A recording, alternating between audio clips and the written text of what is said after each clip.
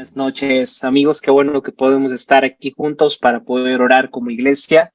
Es muy importante que podamos disfrutar de este tiempo de oración que el Señor nos permite tener juntos. Y bueno, vamos a comenzar como cada noche con nuestra reflexión conforme a nuestro plan de lectura anual.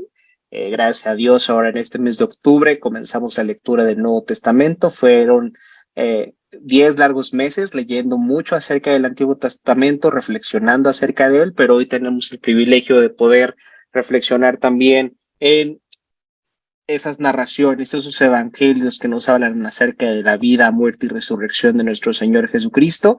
Y esta noche me gustaría que reflexionáramos en el Evangelio de Mateo, capítulo 23, versículos del 1 al 12. El título de la reflexión es Un corazón fariseo. Y me gustaría comenzar la reflexión de esta noche pensando en esto.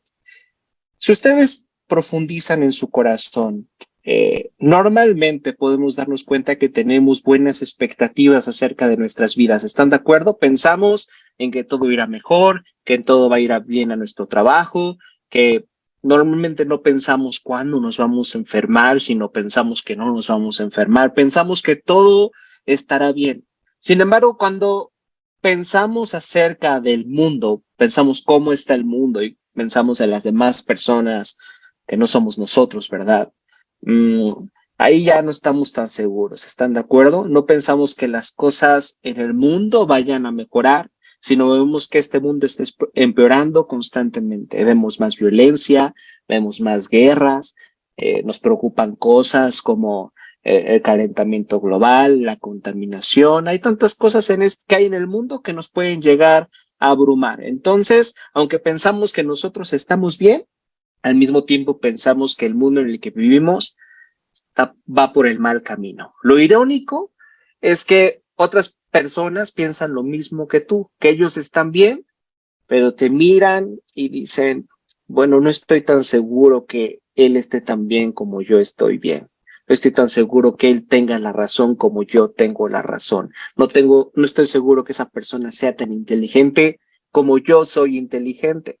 Esta forma de pensar incluso tiene un nombre, se le conoce como el efecto Dunning-Kruger, por si quieren googlearlo después, el cual se define como la percepción de algunas personas que se ven más competentes que los demás, más inteligentes que los demás y más capaces que los demás. Cada persona piensa que es mejor que las otras personas. Por ejemplo, cada conductor en la calle piensa que es mejor conductor que las demás personas que van a su lado. Así que hay un nombre científico para el fariseísmo, porque justamente es este comportamiento el que una persona sintiéndose superior a otra, eso es justamente lo que es el fariseísmo, y Jesús percibió eso en los maestros de la ley. Los fariseos eran maestros de la ley que se creían mejores y superiores a las demás personas de la sociedad. Fíjense lo que dice ahí en el Evangelio de Mateo, capítulo 23, versículo 1, dice: Entonces Jesús le dijo a las multitudes y a sus discípulos: Los maestros de la ley religiosa y los fariseos son los intérpretes oficiales de la ley de Moisés. Por lo tanto, practiquen y obedezcan todo lo que les digan, pero no sigan su ejemplo, pues ellos no hacen lo que enseñan.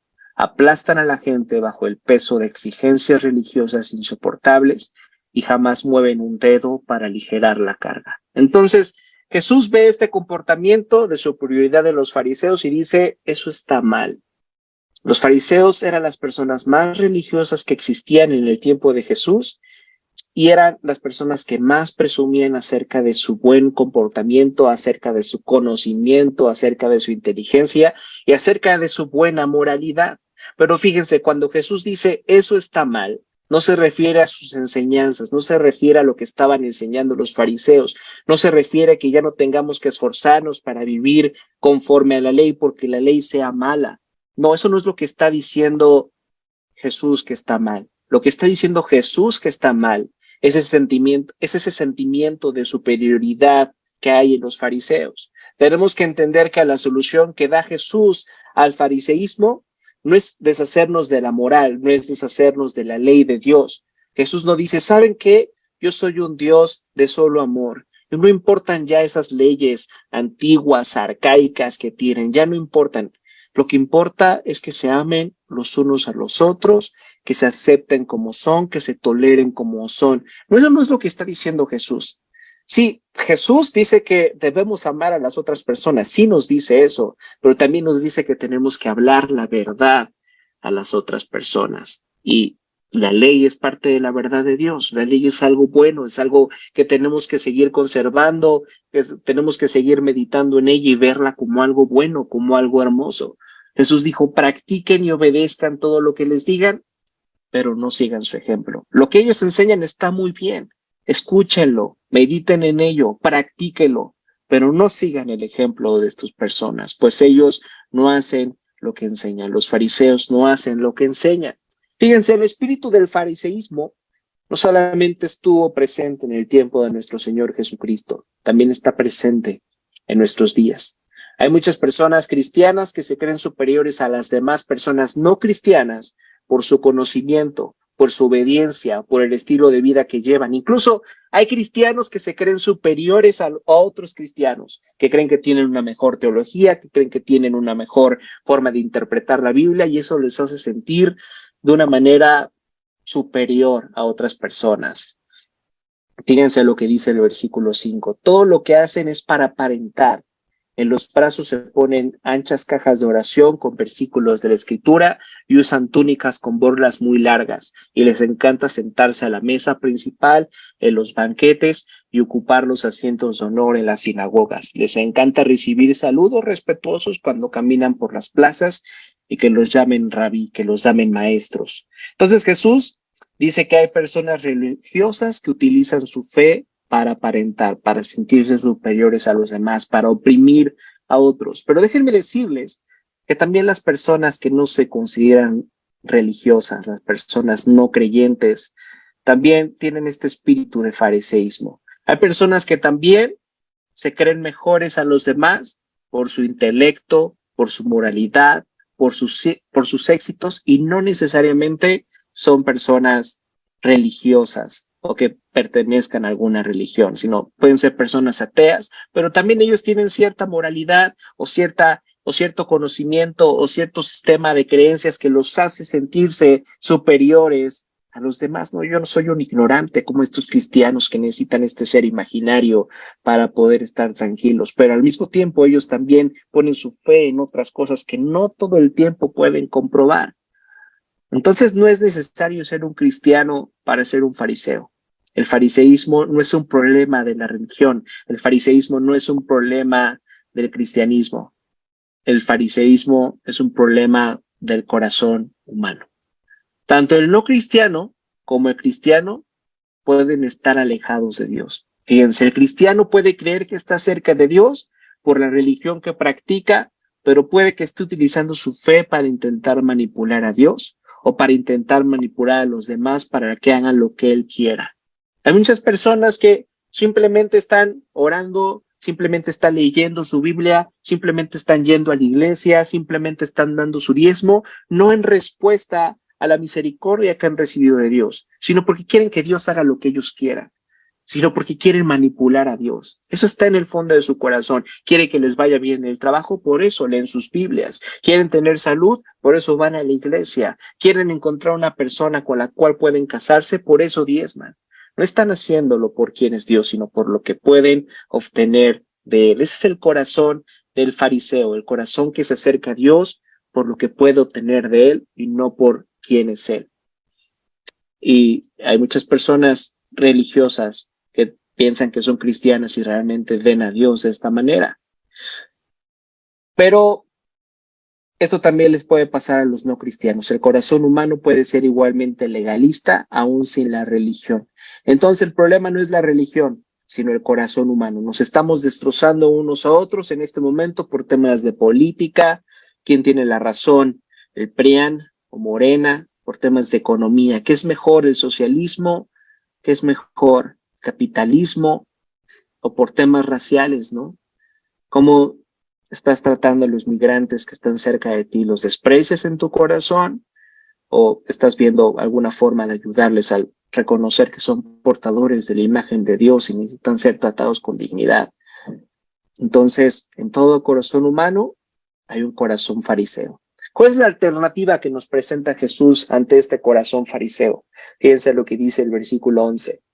El más importante entre ustedes debe de ser el sirviente de los demás. En otras palabras, se señala a sí mismo y dice que la única salida a una vida farisaica, una vida que se exalta a sí mismo, es aquella que no se exalta a sí mismo, es aquella que en realidad no se exalta a sí mismo. Lo que él está diciendo es, quiero que tengas humildad, pero la humildad no es algo que simplemente pueda salir y decir, soy humilde. Eso es lo que nos cae gordo de la humildad, porque la Biblia nos dice que tenemos que ser humildes, sin embargo, cuando tú dices que eres humilde, en ese momento, ¿qué pasa? En ese momento dejas de ser humilde. La humildad no es algo que tú puedas presumir, porque si lo presumes, realmente no eres una persona humilde. La humildad tampoco es castigarse a uno mismo y decir, soy un gusano, soy la peor persona del mundo. Eso no refleja que seas una persona humilde. Eso refleja que eres una persona que le gusta hacerse la víctima, pero no eres una persona humilde. Tampoco una persona humilde es una persona que está deprimida. Una persona deprimida realmente lo que tiene es un exceso de sí mismo. Realmente lo que tiene es un exceso de pensar que su vida no está siendo lo que a él le gustaría que fuera su vida. Entonces está pensando demasiado en sí mismo. Eso para nada es humildad. Las personas deprimidas no están siendo personas humildes, sino personas que están enojadas con el estilo de vida que llevan y por eso están deprimidas. Entonces, ¿cómo podemos ser verdaderamente humildes? Fíjense lo que dice el versículo 12.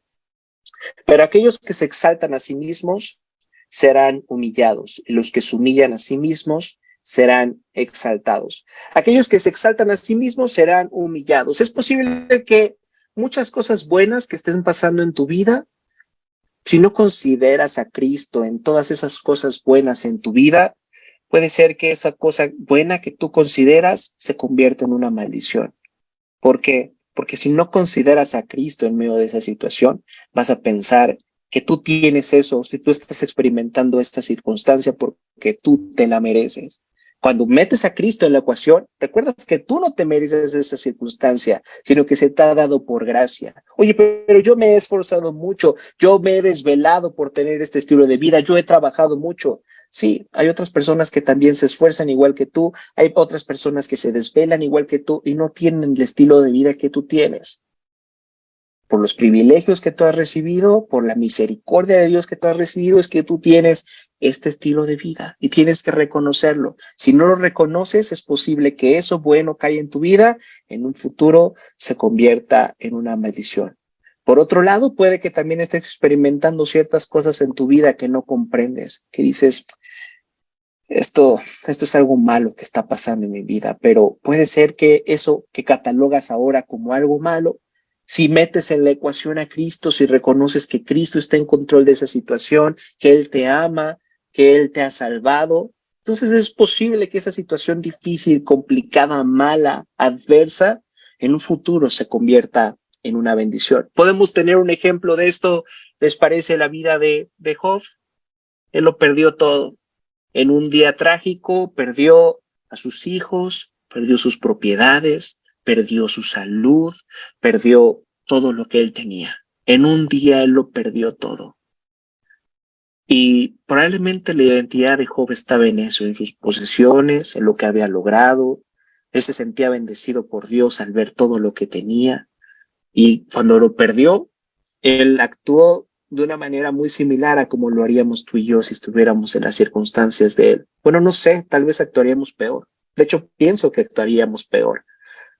Entonces Job mostró su enojo con Dios, mostró su enojo con las circunstancias que estaba experimentando. Incluso ahí, si ustedes leen el libro, hay un momento donde Job incluso maldice el día donde nació. Sin embargo, su corazón cambió cuando comprendió que Dios estaba en control de todo lo que estaba pasando y que lo que había permitido, lo había permitido para que pudiera conocer a Dios. Job dijo al final del libro, hasta ahora solo había oído de ti, refiriéndose a Dios. Hasta ahora solamente había escuchado acerca de ti, Señor, pero ahora te he visto con mis propios ojos. Me retracto de todo lo que dije y me siento en polvo y ceniza en señal de arrepentimiento.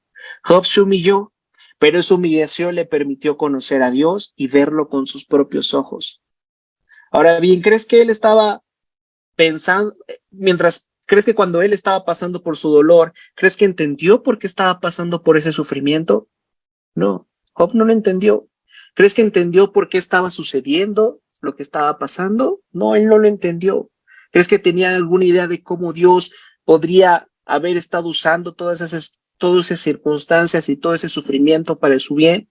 No, Job no lo entendía. Pero fue cuando Job dejó de pensar tanto en sí mismo y empezó a pensar más en Dios que su corazón pudo cambiar. En el momento que Job dejó de pensar en sí mismo, tanto en sí mismo, y pensó más en Dios, entonces su corazón pudo cambiar. El sufrimiento puede ser una bendición para nuestras vidas y el ser humillado muchas veces puede resultar en algo bueno.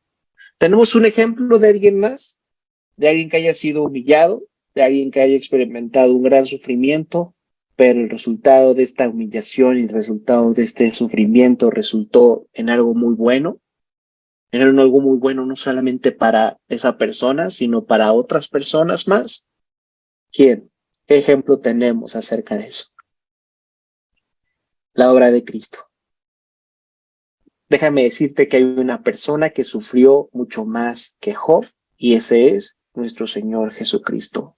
Él, teniendo toda la gloria de Dios, decidió venir a este mundo para venir a experimentar el dolor y el sufrimiento que tú y yo experimentamos. ¿Has experimentado traición? Jesús fue traicionado. ¿Has experimentado la muerte de un ser querido? Jesús experimentó la muerte de un ser querido. ¿Has experimentado un gran dolor, un gran sufrimiento? Te aseguro que no se compara en nada al dolor y al sufrimiento que Jesús tuvo que soportar. ¿Pero sabes por qué lo hizo? Porque era lo que tú y yo necesitábamos. Porque el sufrimiento de Cristo era lo que tú y yo necesitábamos.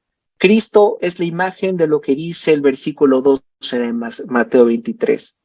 Aquel que se exalta a sí mismo será humillado, y los que se humillan a sí mismo será exaltado. Cristo se humilló a sí mismo y vino en forma de siervo para poder darnos la salvación que tú y yo necesitamos, para poder vivir la vida que tú y yo no podemos vivir y sufrir la muerte que tú y yo merecíamos, para que al poner nuestra confianza en Él podamos tener una esperanza. Él resucitó, Él no se quedó en la tumba, Él resucitó al tercer día. Tenemos un Dios vivo. Y si tú pones tu confianza en la obra de Cristo, tienes una esperanza viva. El Evangelio de Cristo no nos puede permitir en ningún momento sentirnos superiores a los demás. Porque realmente uno es cristiano, uno se salva por medio de la obra de Cristo, no por ser una buena persona, no por ser una persona inteligente, no por ser una persona exitosa, sino únicamente al poner nuestra confianza en la obra de Cristo. Entonces tú no te puedes sentir superior a los demás, porque tú necesitabas salvación. Tú necesitabas que el Hijo de Dios viniera a hacerse cargo de lo que tú no puedes hacerte cargo. Entonces tú eres igual de pecador y estás igual de necesitado que las otras personas a las cuales probablemente desprecias. Sin embargo, si ahora has venido a la fe en Cristo, puedes reconocer que el Evangelio no nos permite sentirnos superiores a los demás. Y también solamente es el Evangelio lo que nos puede permitir convertirnos en servidores de los demás. Es cuando ves al gran Dios, creador del universo, viniendo en la persona de Jesús a salvarte a ti y a mí, a servirnos a ti y a mí, que no vas a poder decir, ¿cómo yo, siendo quien soy, no puedo gastar mi vida en beneficio de las demás personas? Si tú realmente no tienes el deseo de gastar tu vida en beneficio de otras personas, si tú sigues pensando en lo que tú quieres, en lo que tú deseas, en lo que tú necesitas, en lo que te hace falta, entonces probablemente no seas un cristiano, porque un cristiano es aquel que reconoce todo lo que ha sido hecho por él y entonces en respuesta a esto que ha recibido, ofrece a los demás. Las demás personas a tu alrededor son beneficiarias de tu fe en Cristo, o tal vez las personas a tu alrededor ni siquiera se han dado cuenta que eres un cristiano. Tal vez las personas a tu alrededor piensan que eres una persona igual de egoísta que ellos. ¿Hay una diferencia en nosotros? Recuerden estas palabras. Aquellos que se exaltan a sí mismos serán humillados, y los que se humillan a sí mismos serán exaltados. Humillémonos reconociendo la obra de salvación de Cristo, este reino invertido que se nos ofrece, donde no el más exitoso, no el más inteligente, no el más reconocido será el mayor, sino el mayor es aquel que da su vida en beneficio de las demás personas. Que podamos orar para que el Señor cambie nuestros corazones y dejemos de ser personas egoístas y en verdad podamos convertirnos en personas que Dios no diga como los fariseos, no sigan su ejemplo, sino que Jesús, al poner nuestra confianza en Jesús, Él nos pueda ver. En verdad somos de buen testimonio para las personas que están a nuestro alrededor y al ver nuestras vidas, no nos den la gloria a nosotros, sino le den la gloria a nuestro Padre a través de ver cómo se ve, cómo se modela una vida transformada de alguien que pone su confianza y su esperanza en la obra de Cristo.